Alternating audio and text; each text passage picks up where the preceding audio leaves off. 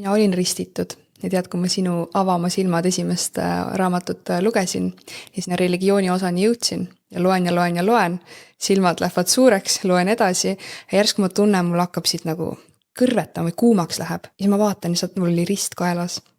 Saad aru või? Ja ma võtsin selle kohe ära, sest see läks konkreetselt, ma tunnen füüsiliselt, kuidas see läks kuumaks. Aga mul polnud nagu isegi meeles, et ma mingit risti kannan, see oli igapäevane kaelakee on ja.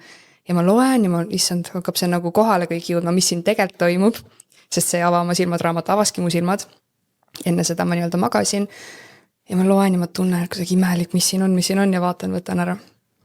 Ja sul oli seal isegi vist mingi kirjeldus nagu, kuidas toimetada, kui sa, jah. Kuidas ristimist tühistada, jah, et ma lugesin sisse nüüd viimased peatükid on veel lugeda Avama silmad esimese raamatuga audioraamatuna ja panin selle peatüki alla veel eraldi selle audiofailina selle ristimise tühistamise, igaüks peaks selle ära tegema.